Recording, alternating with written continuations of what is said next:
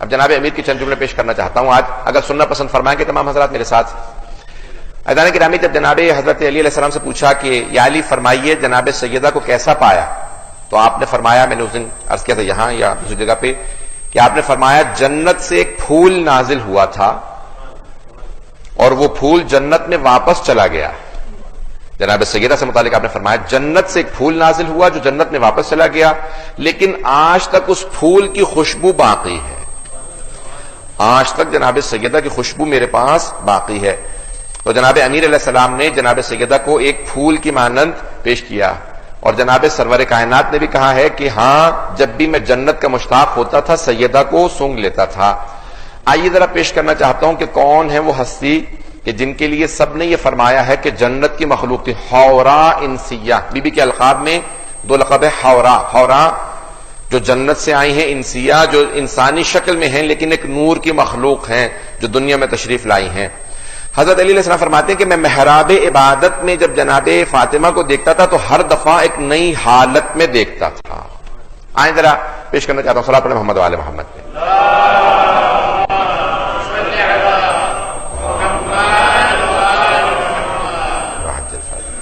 توجہ ہے جانے گرامی۔ آئیے ذرا، جب سرور کائنات نے جناب امیر المؤمنین کی شادی کی جناب سیدہ سے، چند جملے پیش کرنا چاہتا ہوں شادی کے عنوان سے کہ بی بی کی جب شادی ہوئی ہے پہلی ذی الحج کو، اول ذی الحج کو شادی ہوئی، تو بی بی کے رشتے آنا شروع ہوئے۔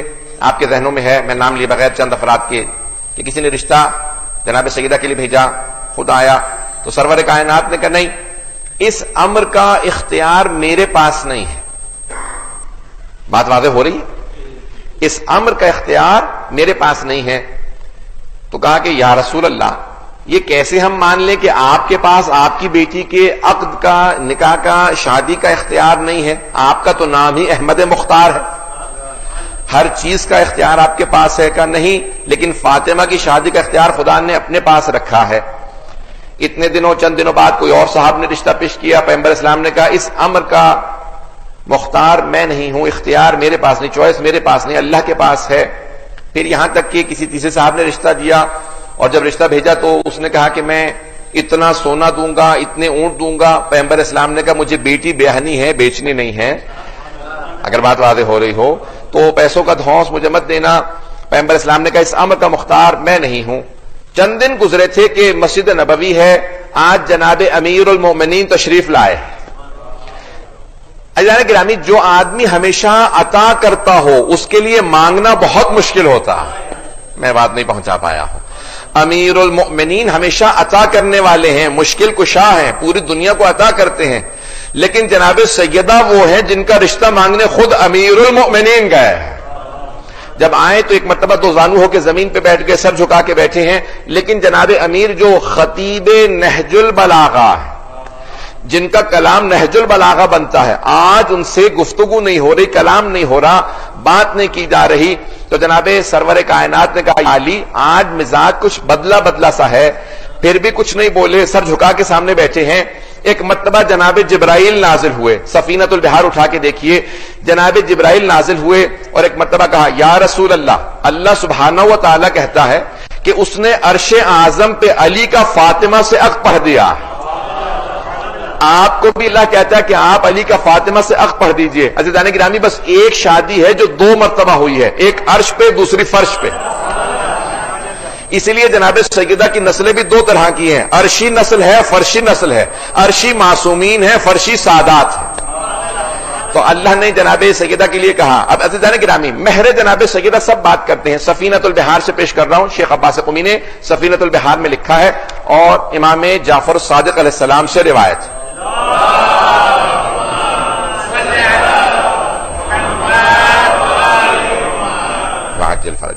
کہا کہ مولا آپ کی دادی کا مہر کیا تھا؟ اب پوری دنیا میں مشہور ہے کہ 500 درہم، 500 چاندی کے سکے، دینار نہیں، سونے کے سکے نہیں، 500 درہم۔ اور جب جناب سرور کائنات نے پوچھا کہ یا علی آپ مہر میں کیا دیں گے، جب رشتے کی بات کی تو کہا یا رسول خدا جو آپ مہر تعین کیجئے۔ کہا آپ کے پاس کیا ہے؟ کہا ایک تلوار ہے، ایک گھوڑا ہے اور ایک زرہ، تین چیزیں آپ نے پیش کی ہیں۔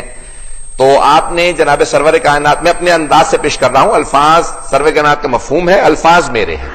کہا یا علی گھوڑے کی آپ کو ضرورت ہے کیونکہ سارا سفر آپ کرتے ہیں، اور آپ کی تلوار کی اسلام کو ضرورت ہے، لیکن آپ کی زرہ کی نہ آپ کو ضرورت ہے نہ اسلام کو ضرورت ہے۔ زرہ کی اس کو ضرورت ہو کہ جو کسی کے مقابلے میں آئے اس کے مقابلے کا کوئی آدمی ہو، مولا کے مقابلے کا کوئی آدمی تھا نہیں تو آپ کو زرہ کی ضرورت تھی نہیں، تو آپ نے فرمایا سرور کائنات نے یا علی اپنی زرہ بیچ دیجئے، جو ملے گا وہی میری بیٹی کا مہر ہوگا۔ تو ایک صحابی کھڑے ہوئے کہا یہ علی کی زرہ ہے، کون خریدے گا؟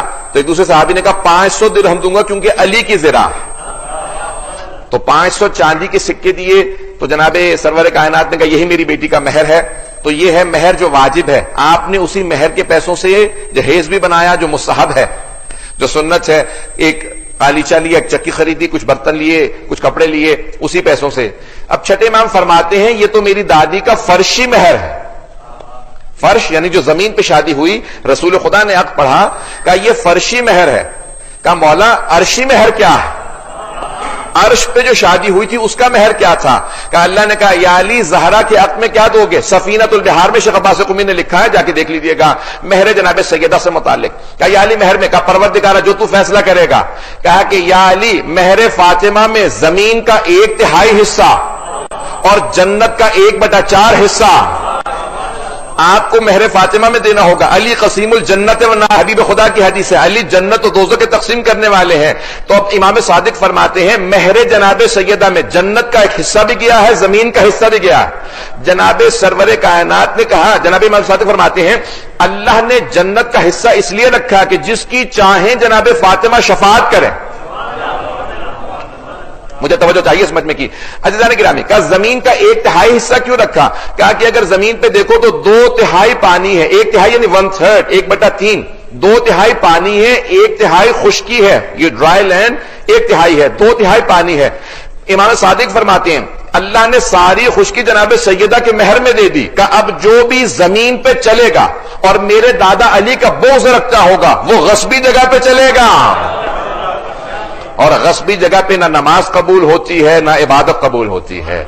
جگہ کا جائز ہونا، مباح ہونا ضروری ہے، اس لیے کہا ہماری دادی کے مہر میں گیا ہے، بغیر علی کی ولایت کے عبادت بھی قبول نہیں ہوتی ہے۔ یہ مہر جناب